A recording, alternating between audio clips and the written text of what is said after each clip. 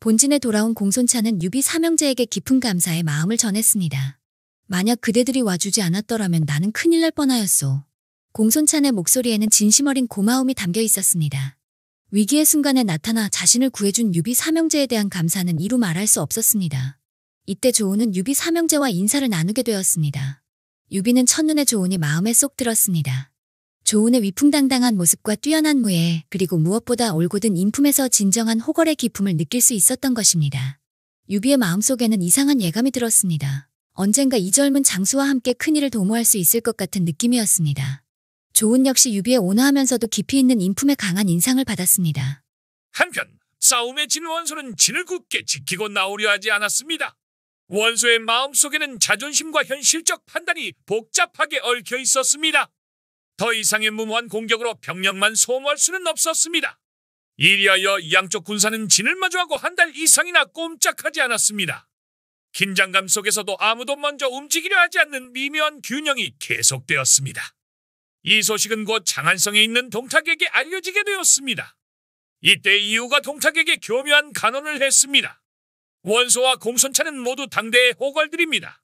그들이 지금 바나 강가에서 싸우고 있으니 이 기회에 황제의 이름으로 명령을 내려 화해시키십시오. 그러면 그들은 감격한 나머지 동상국에게 순종할 것입니다. 이유의 계책은 매우 교활했습니다. 자신들이 직접 나서지 않고도 두 강적을 중재자로서 통제할 수 있는 기회였던 것입니다. 동탁은 크게 기뻐하여 다음날 태부 마일제와 태복 조기에게 조서를 주어 양쪽 진영으로 보냈습니다. 두 사람이 하복당에 도착하자 원소는 백리 밖까지 나와 맞아들이며 두 번 절한 뒤 조서를 받았습니다.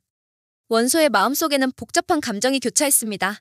동탁을 미워하면서도 황제의 조서라는 명분 앞에서는 어쩔 수 없었습니다. 다음날 마일제 등이 공손찬 진영에 와서 황제의 조서를 전했습니다. 공손찬도 마찬가지로 황제의 명령이라는 것을 무시할 수는 없었습니다.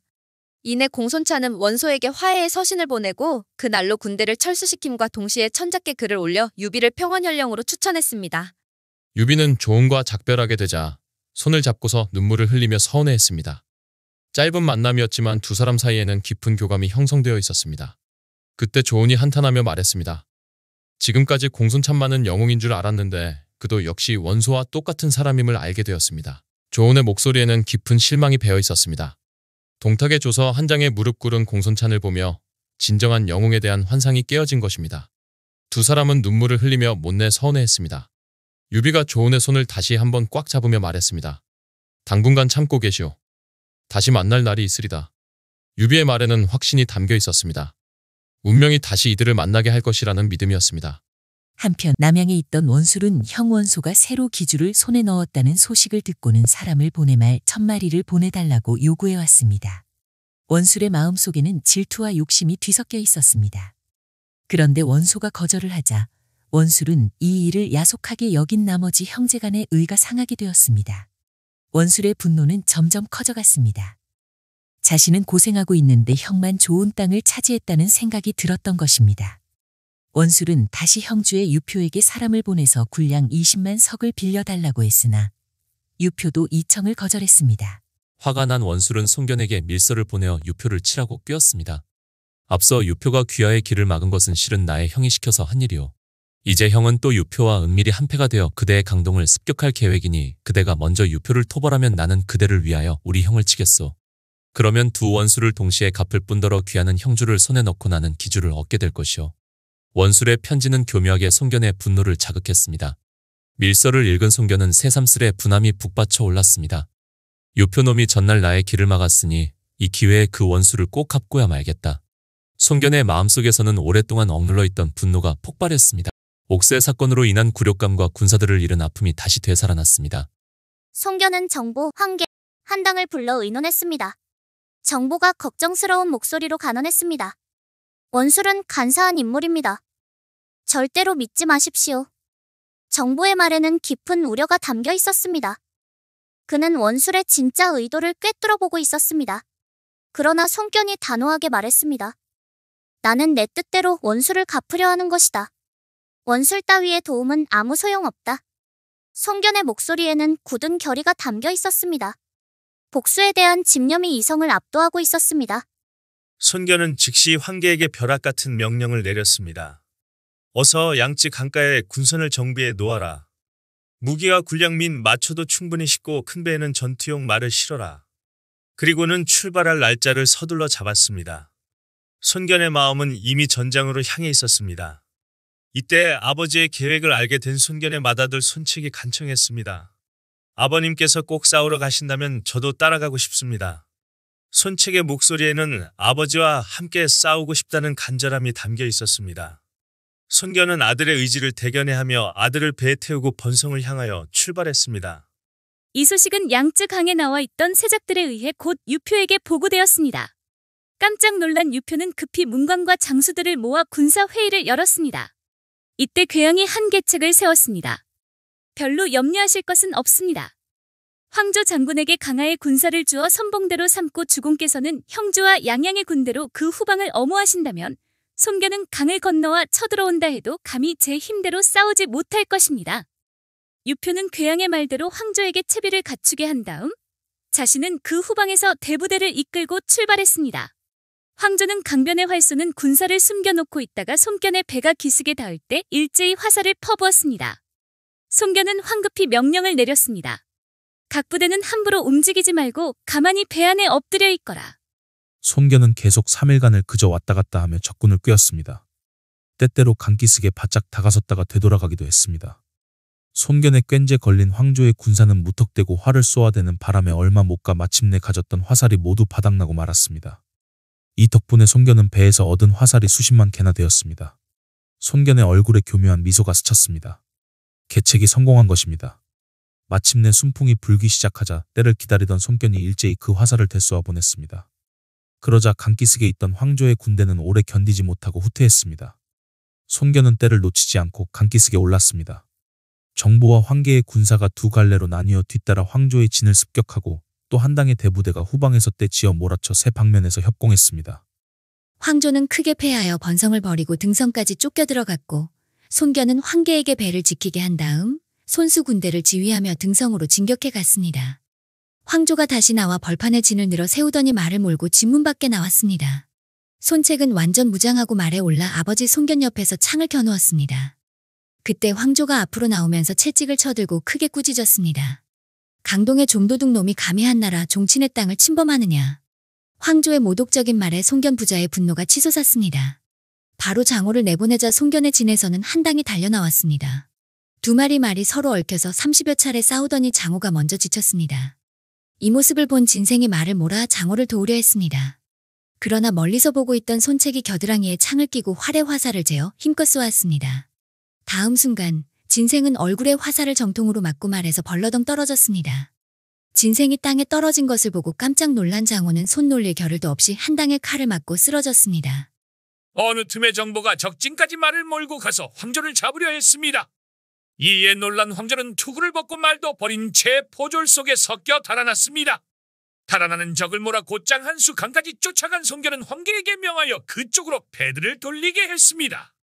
가까스로 폐잔병을 모아 돌아온 황조는 유표에게 보고했습니다. 도저히 손견을 당할 수 없습니다. 황조의 목소리에는 절망감이 담겨 있었습니다. 유표는 당황하여 괴양에게 의논을 청하자 괴양이 간언했습니다. 지금 군사들은 사기가 꺾여 더 이상 싸울 뜻을 잃었습니다. 당분간 진을 굳게 지키며 적의 기세를 피하는 동시에 원소의 구원군을 청한다면 적의 포위를 풀 수 있을 것입니다. 그러자 채모가 나섰습니다. 그것은 옹졸한 생각입니다. 적이 성 밖에 바짝 와 있는데 가만히 앉아서 죽기를 기다리다니 말도 안 됩니다. 제가 비록 무능하지만 군사를 이끌고 성 밖에 나가서 단판을 끝내고 오겠습니다. 채모의 목소리에는 무모한 용기가 담겨 있었습니다. 유표는 이것을 허락했습니다. 채모는 만여 명의 군사를 거느리고 양양성 박현산에 진을 쳤습니다. 그러자 손책이 싸움에 이겨 기세가 등등해진 군대를 몰고 공격해왔습니다. 손견은 말을 타고 나타난 채모를 보고 코웃음을 치며 말했습니다. 저놈은 유표의 처남이다. 누가 잡아오겠느냐? 손견의 호령의 정보가 당장에 창을 들더니 말을 몰고 나아가 채모와 싸움을 벌였습니다. 채모는 정보에 창을 두서너 번 맞기만 할 뿐 변변히 힘도 못 쓰고 달아났습니다. 때를 만난 손견이 총공격하여 몰아치는 바람에 채모는 양양성으로 도망쳐 들어갔습니다. 손견은 군사를 나누어 양양성을 사면으로 포위하고 계속해서 공격했습니다. 그러던 어느 날 벼랑간 모진 바람이 불더니 대장의 깃대가 부러지고 말았습니다. 이것을 보고 한 당이 황망한 표정을 지으며 말했습니다. 이것은 불길한 징조입니다. 잠시 군사를 거두어 돌아가시도록 하십시오. 그러나 송견은 한당의 말을 듣지 않았습니다. 내 여태까지 싸워 계속 이긴 끝에 이제 양양성을 점령하게 되었는데 어찌 깃대가 바람에 부러졌다고 해서 갑자기 싸움을 중지할 수 있겠느냐. 송견의 마음속에는 승리에 대한 확신이 가득했습니다. 불길한 징조 따위는 믿지 않겠다는 고집이 있었습니다. 이 무렵 성 안에서는 괴양과 유표가 은밀한 대화를 나누고 있었습니다. 제가 어젯밤에 천문을 보았더니 대장 별 하나가 떨어지려 하였습니다.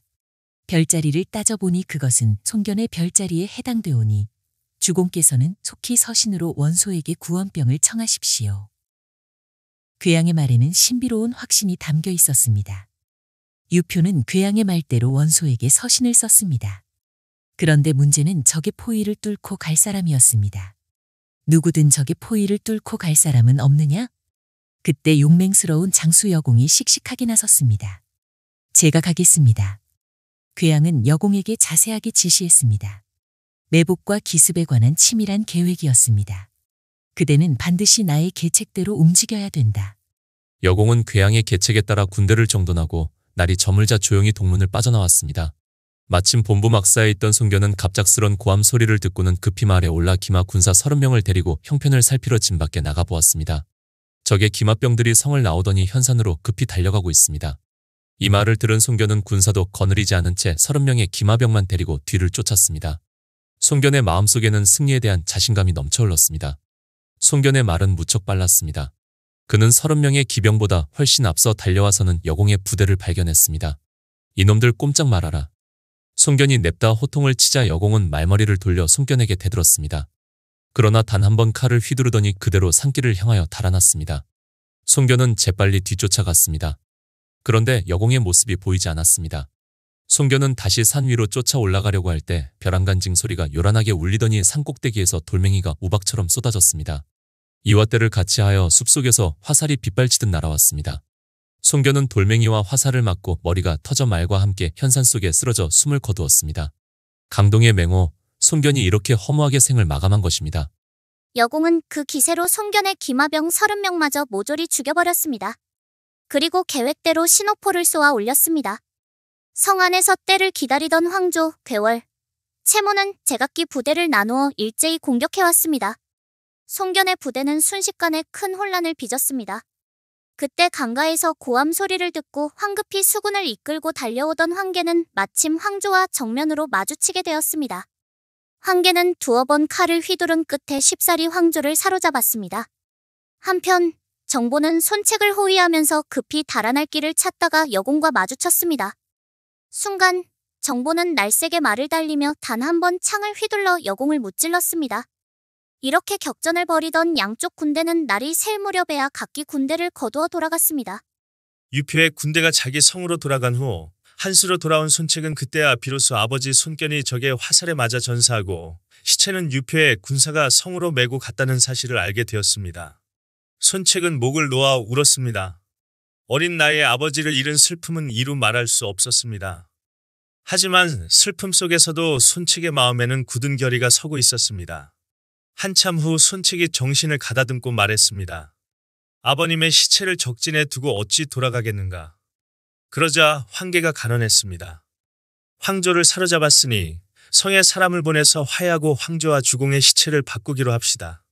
말이 떨어지기도 전에 굴리 환혜가 나섰습니다. 저는 유표와 가까이 지낸 적이 있으니 이번 일은 저에게 맡기십시오. 환혜가 성에 들어가 찾아온 뜻을 말했더니 유표가 말했습니다. 손 장군의 시체는 내가 벌써 정중히 관에 모셔놓았으니 어서 황조를 돌려보내시오. 그리고 여기서 휴전을 하여 다시는 서로의 땅을 범하지 말도록 합시다. 유표의 마음속에는 송견에 대한 경의가 있었습니다. 비록 적이었지만 영웅호걸로 인정하고 있었던 것입니다. 환혜가 인사를 하고 막 돌아가려고 하는데 섬돌 아래에 있던 괴양이 황급히 간언했습니다. 그것은 안 됩니다. 우선 제 말을 들어보십시오. 괴양의 계책은 냉정하고 잔혹했습니다. 이미 송견은 죽었고 그 아들들은 모두 나이가 어립니다. 이같이 허약해진 기회를 타서 갑작스레 진격한다면 강동은 단숨에 우리 손에 들어올 것입니다. 그렇지 않고 휴전을 하면 오히려 그들의 힘을 키워주는 격이어서 장차 형주는 큰 순환을 당하게 됩니다. 괴양의 말은 순전히 이익만을 추구하는 냉혹한 계산이었습니다. 그러나 유표는 괴양의 말을 듣지 않았습니다. 우리 편 황조가 그곳에 잡혀 있는데 어찌 버릴 수 있겠느냐. 유표의 마음속에는 의리에 대한 신념이 자리하고 있었습니다. 괴양은 계속해서 유표를 설득했습니다. 무능한 황조 한 사람을 버리고 대신 강동을 소나기에 넣을 수 있는데 왜 망설이십니까? 그러나 유표는 고개를 저었습니다. 나와 황조는 마음으로 맺어진 사이다. 그를 버리는 일은 절대로 있을 수 없다. 유표의 목소리에는 단호함이 담겨 있었습니다. 이익보다 의리를 택한 것입니다. 이리하여 환해를 돌려보내고 손견의 시체와 황조를 맞바꾸는 약속이 이루어졌습니다. 아버지의 관을 찾게 된 손책은 싸움을 멈추고 강동으로 돌아와 장사를 지냈습니다. 손책의 마음속에는 깊은 슬픔과 함께 복수에 대한 의지가 불타오르고 있었습니다. 장례를 마친 손책은 군대를 철수하여 강도성의 자리를 잡고는 유능한 인물을 구하는 데 노력을 기울였습니다. 아버지가 남긴 유산을 지키고 발전시켜야 한다는 사명감이 있었습니다. 손책이 스스로 몸을 낮추어 후위 대접한다는 소문이 나자 사방에서 호걸들이 속속 모여들었습니다. 손견의 죽음은 단순히 한 영웅의 최후가 아니라 새로운 시대의 시작을 의미했습니다. 강동의 맹호는 사라졌지만 그 자리에 어린 호랑이 손책이 등장한 것입니다. 손견의 마지막은 비극적이었지만 그의 용맹과 의지는 아들 손책에게 고스란히 전해졌습니다. 손책은 아버지의 복수를 다짐하며 동시에 더 큰 꿈을 품기 시작했습니다. 원술의 이간계에 휘말려 목숨을 잃은 손견의 죽음은 혼란한 시대의 비극을 상징했습니다. 하지만 그의 죽음은 헛되지 않았습니다. 손책이라는 더욱 뛰어난 후계자를 남겼기 때문입니다. 유표가 괴양의 냉혹한 계략을 거부하고 의리를 택한 것은 그의 인품을 보여주는 일이었습니다. 하지만 동시에 이는 전략적으로는 아쉬운 선택이기도 했습니다. 괴양의 말대로 강동을 점령할 수 있는 절호의 기회를 놓친 것입니다. 하지만 유표의 선택은 그의 신념을 지킨 것이었습니다. 이익보다 의리를 계략보다 인정을 택한 것입니다. 이는 혼란한 시대에도 여전히 인간다운 가치를 지키려 한 노력이었습니다. 원술의 이간계는 성공했지만 그 결과는 그가 원했던 것과는 달랐습니다.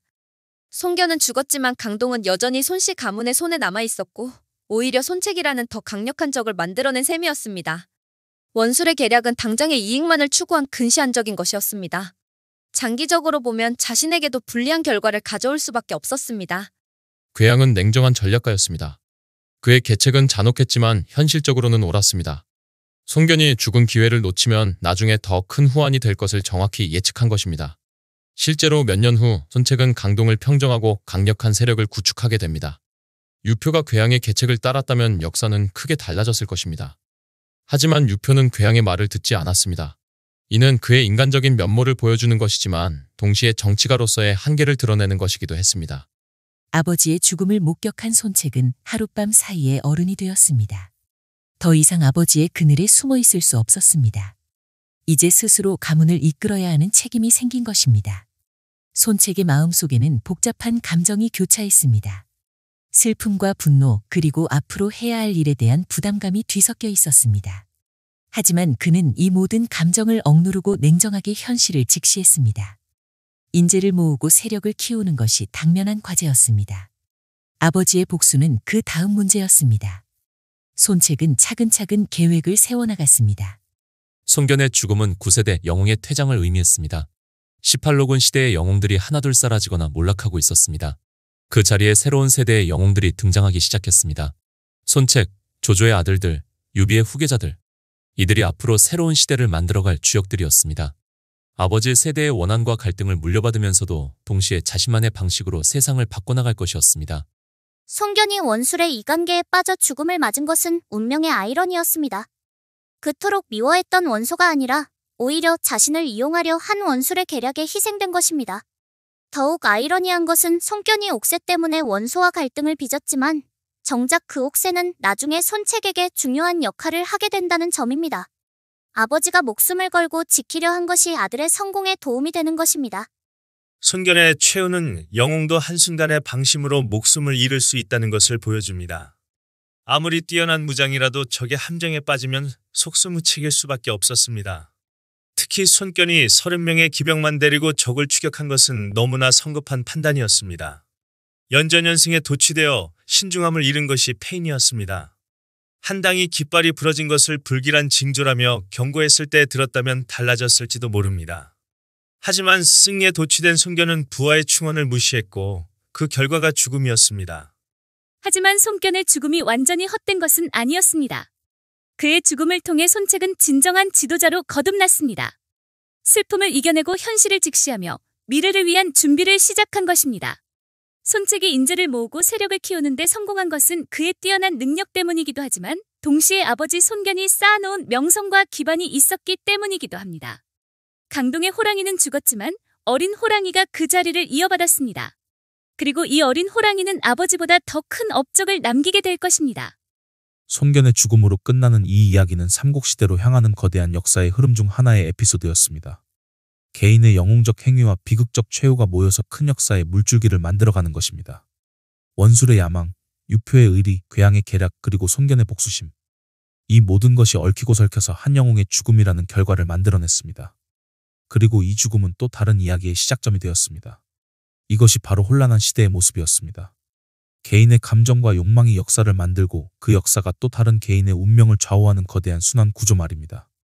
이런 고전 속 깊은 이야기들을 현대적으로 재해석해서 들려드리는 콘텐츠가 마음에 드셨다면 좋아요와 구독 꼭 눌러주세요. 지금까지 소리책과 함께 삼국지를 읽는 시간이었습니다. 다음 영상에서 또 만나요.